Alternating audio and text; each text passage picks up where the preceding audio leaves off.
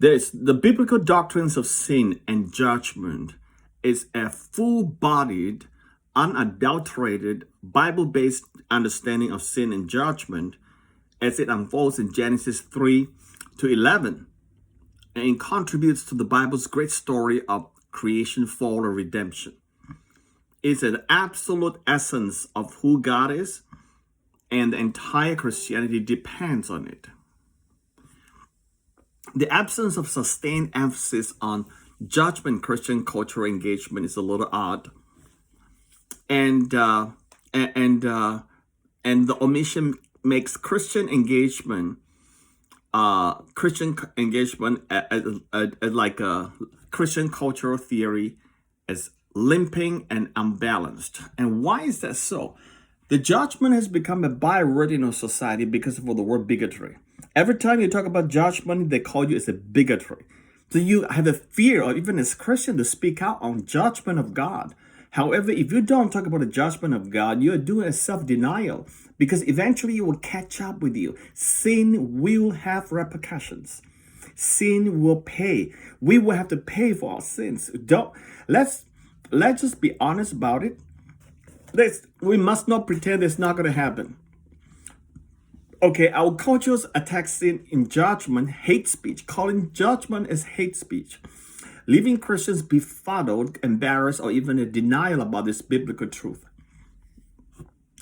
Now, and that's why Christians turn down the volume of all the judgment and sin, and the whole doctrine of sin and judgment is turned down volume, and in favor of more palatable, uplifting truths like creation, redemption, restoration, green forests, seas, and dawn choruses. Now, let me talk about Genesis 3, how Satan, the serpent, deceived Eve, our first great-grandmother. In Genesis 3, the serpent is seeking to paint God as a killjoy, cosmic killjoy, and a party pooper. You know, a lot of people think, we have more fun and more joy in this world by going the world's way instead of God's way. So painting God is boring, taking out our joy. That you can't do. You can't have sex outside of marriage. You can't have party. You can't get drunk and all these lustful thoughts, etc. You know, it's like you can't go to party again anymore. Now, if it is, basically, Eve is putting herself in the place of God, deciding what's good and evil. So she negated God's views by listening to the devil, Satan's opinions. She denied God's being as ultimate being. All right. The second echo is this is deafening. Throughout the chapter, when a devil in the form of serpents talking with Eve, Adam was around. He was completely silent. It's almost he didn't exist at that point. Where is the man? Where is the man of God? You saying you blame the woman for everything on these things, but where's the man? You tell me. Can't blame the woman all the way through. Where is the man? That's a question.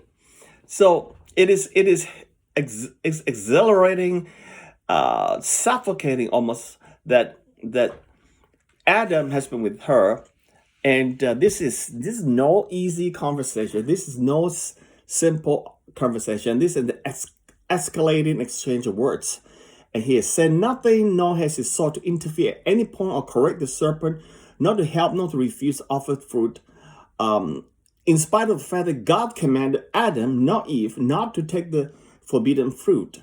Okay, and he's completely silent. His complete silence speaks eloquently, like what Chris Watkins says, speaks eloquently of his complicity in the scene of his willingness to participate in the sinful rebellion of God's command, even if he throws Eve under the bus, so to speak.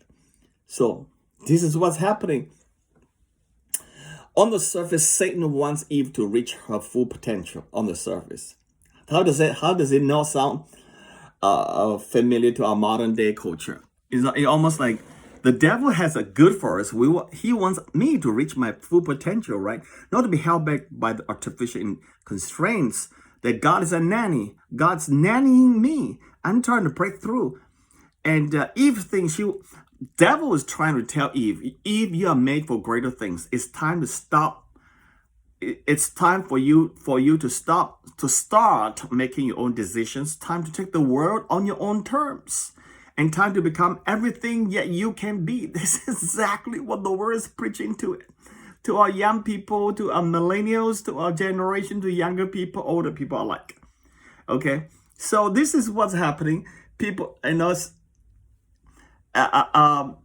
Eve is encouraged to follow her dreams. Follow your dream. How about that? There's a big commercial coming out now.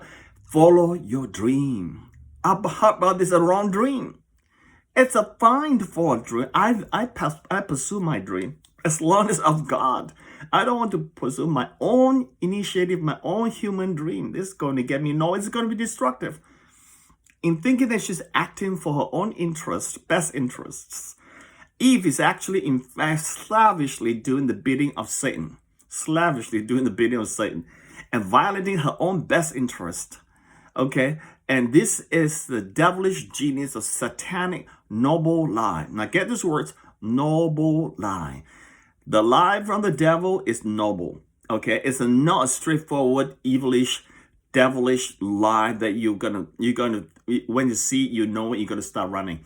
If you see a bear coming to your house, you start running. Snake coming, you're running. A tiger comes, you run. But this is not, because devil is offering to pursue your dreams. Devil is saying that it's time for you to take on the world by your own terms, become who you are. It's time to be everything you can be.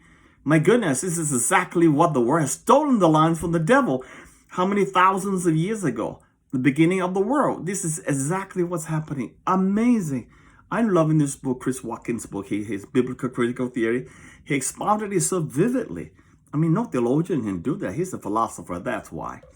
The noble lie also runs down to our own day. It's the origin of the modern practices of dishonest marketing and political propaganda, spin along with their recent offspring called alternative facts. Did you not hear that in the last election? Satan's deception of Eve is enabling and empowering. Now, these two words very powerful. Satan actually enable you and empower you for the wrong things, to pursue your wrong dreams, your own dreams. It is an inspiring story that casts a grand vision of human achievement, higher than the borrowed human striving, as high as God himself. This sort of story that you might long to be true, even if it were not. But it isn't. And Eve fell for it. This is what you call the doctrine of sin and judgment. Folks, think about it. Amen.